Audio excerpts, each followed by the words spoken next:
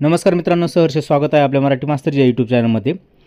मित्रांनो, जिल्हांतर्गत शिक्षक बदली संदर्भात 2 एप्रिल 2025 रोजी ग्रामविकास विभागाने एक पत्र काढलं आणि त्या अंतर्गत विशेष संवर्ग भाग 1 आणि 2 साठी मोडणाऱ्या शिक्षकांना जिल्हांतर्गत बदलीसाठी कुठलाही सेवा कालावधीची अट नसल्याबाबत स्पष्ट केलं। आणि त्याच्यासाठी त्यांनी 21 फेब्रुवारी 2019चं जे परिपत्रक आहे ग्रामविकास विभागाचं त्याचा संदर्भ दिलेला आहे। आता मित्रांनो, त्याच्यामध्ये सुद्धा संवर्ग 1 व 2 साठी हा एक विशेष संवर्ग असल्यामुळे या दोघांनाही कुठलीही सेवेची अट राहणार नाही असं स्पष्ट केलेलं आहे। मित्रांनो, हे झालं कालचं, हे 2 दिवसापूर्वीचं 2 एप्रिल रोजीचं हे पत्र आहे। त्याच्यानंतर आज 4 एप्रिल रोजी शासनाने एक नवीन पत्र काढलेलं आहे, त्या संदर्भात आपण आजचे अपडेट बघणार आहोत। हे आहे 4 एप्रिल 2025चं ग्रामविकास विभागाचं पत्र, आजचं पत्र आहे। याच्यामध्ये 3 संदर्भ दिलेत बघा। 21 फेब्रुवारी 19चं परिपत्रक आणि 21 नोव्हेंबर 2022चं शासनपत्र आणि 2 एप्रिल 2025 म्हणजे परवाचं जे पत्र होतं ते दिलेलं आहे। मित्रांनो, संवर्ग 1-2ची जे बदली किंवा जिल्हांतर्गत बदली प्रक्रियाच आपली 18 जून 2024च्या शासन निर्णयानुसार होणार आहे। आणि संवर्ग 1-2 साठी जे अर्ज सादर करण्यात येणार आहे त्याच्यासाठी जो 23 नोव्हेंबर 2022चं पत्र होतं ते आता अधिकृतरित्या रद्द करण्यात आलेलं आहे।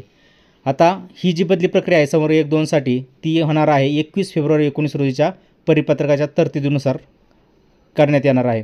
आता ते परिपत्रक काय आहे ते आपण यापूर्वीच बघितलेलं आहे, त्याच्यामध्ये सेवेची कुठलीही अट नाही।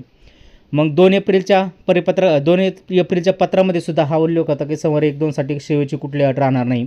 मग आजचं पत्र काढलं ते पुढं दिलेलं आहे बघा।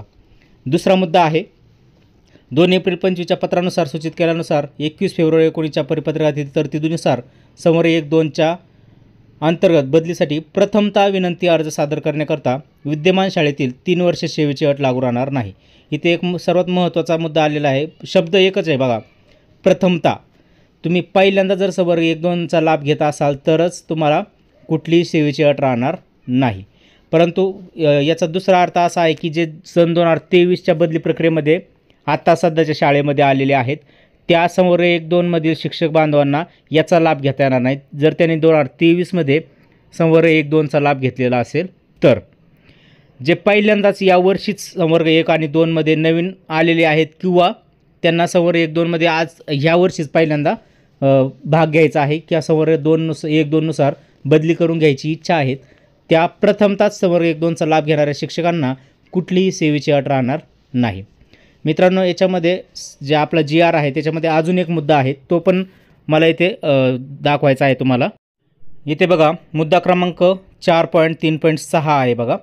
विशेष संवर्ग भाग 2 अंतर्गत बदली घेतल्यास पुढील 3 वर्ष विनंती बदलीसाठी अर्ज करता येणार नाही। हा 7 एप्रिल 2021च्या शासन निर्णयातसुद्धा मुद्दा होता। ह्या शासन निर्णयात जो 18 जून 2024चा शासन निर्णय आहे याच्यामध्ये सुद्धा हा मुद्दा कायम आहे। याचा अर्थ तुम्ही एकदा संवर्ग 1 किंवा 2चा लाभ घेतला तर तुम्ही पुढे 3 वर्ष बदली संवर्ग 1 किंवा 2 मधून विनंती करू शकत नाही। जर तुम्ही पहिल्यांदा संवर्ग 1-2चा लाभ घेत असाल तर तुम्हाला कुठलीही सेवेची अट राहणार नाही। ही गोष्ट क्लिअर करणं गरजेचं आहे। तर यामध्ये सरसकट संवर्ग 1-2 नाही तर जे पहिल्यांदा संवर्ग 1 आणि 2चा लाभ घेणार आहेत असेच शिक्षक बांधव यामध्ये या बदली प्रक्रियेमध्ये सहभाग घेऊ शकतात। ही एक महत्त्वाची अट जी आहे, ज्याप्रमाणे संवर्ग 1-2ला जे प्रमाणपत्र आहे ते असणं आवश्यक आहे आणि 2 साठी 30 किलोमीटरपेक्षा जास्त अंतर असणं आवश्यक आहे। या दोन्ही गोष्टीसोबतच ही सुद्धा एक नवीन अट आहे ज्याच्यामध्ये तुम्ही संवर्ग 1-2चा पुन्हा लाभ घेताना 3 वर्ष तुम्हाला विनंती बदली करता येणार नाही।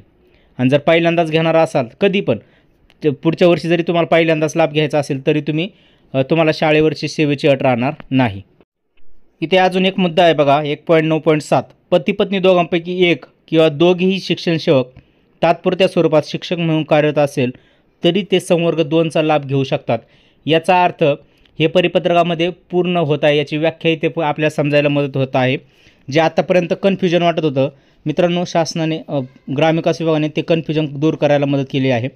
तुमच्या लक्षात आलं असेल की जर शिक्षण सेवक म्हणजे त्यांना 3 वर्षापेक्षा कमी कालावधी झाला असेल आणि ते जर संवर्ग 2 मध्ये पहिल्यांदाच जर लाभ घेणार असेल बदलीसाठी तर ते सुद्धा संवर्ग 2चा लाभ घेताना बदलीमध्ये फॉर्म भरू शकतात, कारण संवर्ग 2 साठी कुठलीही सेवेची अट नाही। इथे ही गोष्टसुद्धा क्लिअर करणं गरजेचं आहे.